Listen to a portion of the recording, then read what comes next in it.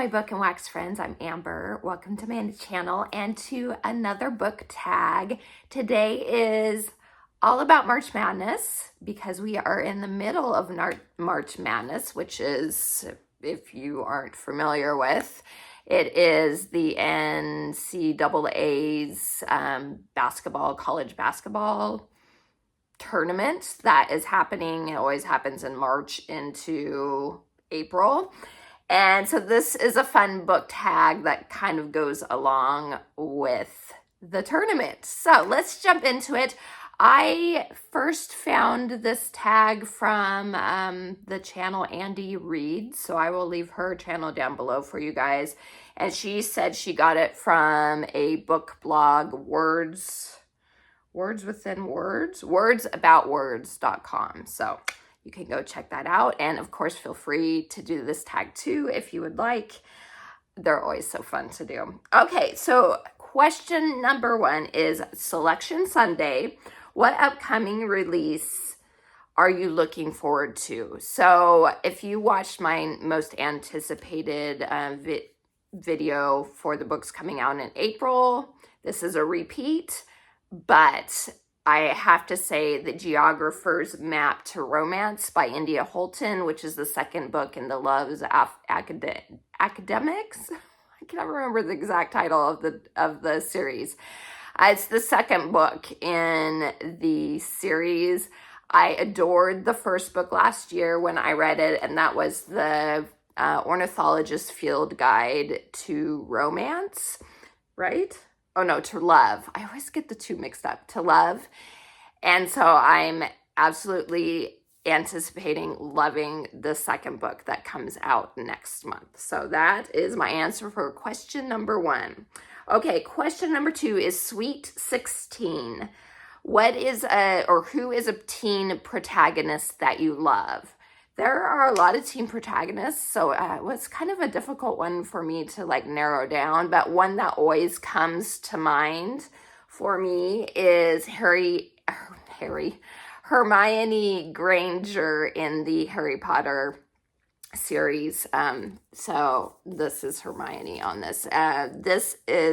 These are the Nerdy Ink dust jackets. I can think. These are, so I have all the dust jackets in these cute illustrated editions for the books, and I adore them. So absolutely Hermione Granger. She's one of my all-time favorite characters, especially in the Harry Potter books. I also do love Luna Lovegood in the same series too, but between the two, and I could only pick one, it has to be Hermione. So that is question number 2. All right, question number 3 is Final 4. Any top 4 books you can think of. This, they said it can be anything. So top 4 that you've read recently, top 4 that you bought and are eager to get to, top 4 on your TBR, so whatever you want to do, top 4.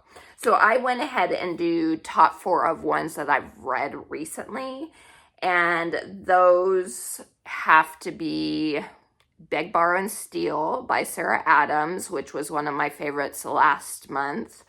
The Most Wonderful Crime of the Year by Ali Carter, which I read in January. That was a 5-star read for me. I absolutely adored that book. It was so fun.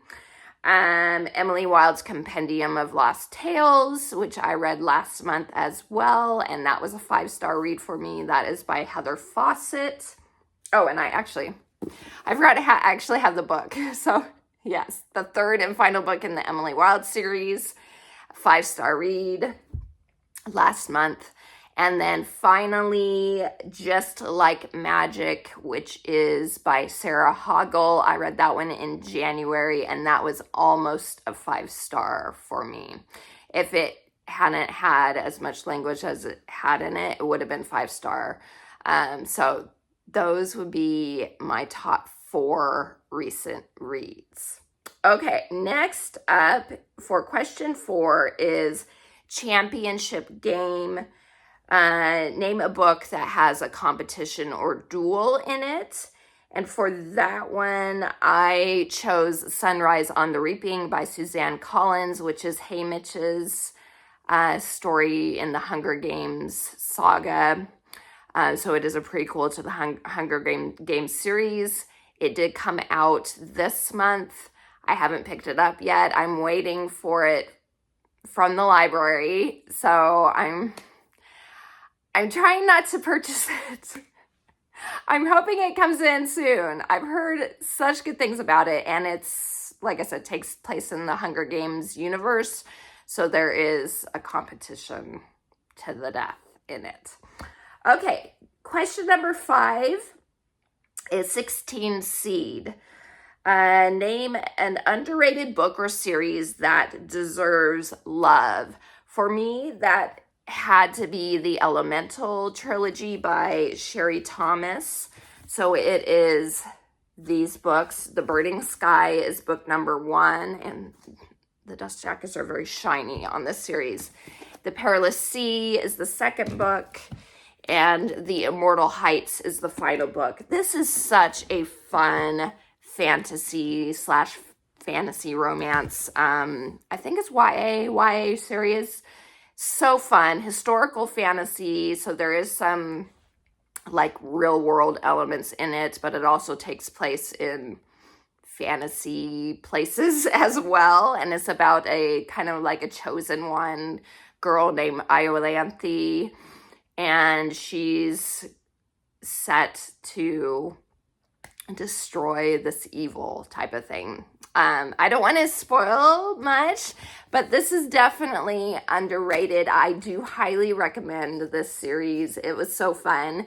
And if you're someone that loves like maps and footnotes and that sort of thing, these have footnotes in them. No maps from what I remember, but there are footnotes, which makes it a lot of fun. It makes it feel even more like real than what it is.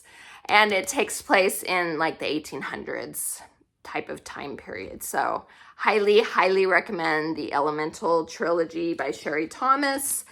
I don't know how easy it is to get your hands on them. Hopefully your libraries will have them. But to purchase them, I've had to like hunt them down, like used. As you can see, the second book especially, I think I was able to get like this first book new, but the second book, for some reason, I was having troubles finding a good copy of. And so anyway, hopefully your libraries will still have it, if nothing else. But I do highly recommend that series. It's not as well loved as it should be. So, okay. Question number 6 is the top number 1 seed. A good but overhyped book. So for me, I would probably have to say The Housemaid by Frida McFadden. I read that over the summer, this last summer. Preface this to say I'm not a big like thriller reader. And so for me, it's not my genre to begin with. But reading it, I enjoyed it, especially after I got to the second part of the book. The first part was like just okay. I was like, okay, where is this going? It's, in my opinion, not very good. Once I got to the second part, it picked up, and I did end up flying through the rest of it. But it was good. It was just, in my opinion, a bit overhyped. But again, I'm not a thriller reader, so I haven't continued the series or anything like that. So, okay, number 7 is Buzzer Beater, and that is a book that surprised you in a good or bad way. This was a hard one to decide on, and I don't like to be negative, but I ended up going with in a bad way. And that has to go to The Night Circus by Erin Morgenstern. I had really high hopes for this book. Put it on my TBR a few years ago when it first came out. And if you've been with my channel for a while, you know I'm all about the whimsical fantasy type books that transport you, you know. And I thought that this was going to be one of those books. And it was fine. I think I ended up giving it a 3-star, but I was thinking it was going to be like a 5-star. And it just wasn't for me. I didn't feel the connection with the characters, and I wasn't a big fan of the dual timeline of it. It was not a linear timeline at all, and it did come together at the end. You got it, but it just wasn't what I was hoping it was going to be. So yeah, I definitely have to go with The Night Circus by Erin Morgenstern. If that's your favorite book, though, that is totally okay. We all have different opinions, and I'm glad it's your favorite. It just didn't hit me the way I thought it was going to. Okay, question number 8 is favorite team.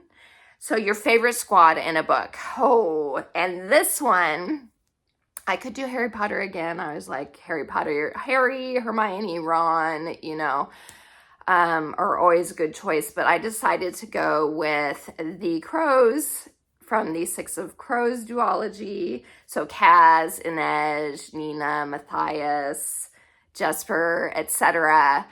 They are such a wonderful, like, found family type of group. And I enjoyed all their characters. They were all awesome. It's such a great duology. Even I personally feel like you should read the Shadow and Bone trilogy first. Even though the third book, I was not a fan of that book really at all. I was actually a little angry with how it ended. But I do feel like you should read those, but it's not absolutely necessary to read the Six of Crows duology but if you want to continue on and read the King of Scars duology, I definitely think you should read the Shadow and Bone trilogy, and then of course the Six of Crows duology before you read that. So anyway, just my opinion, but definitely if you want to do King of Scars and the Rule of Wolves duology, read those other books first.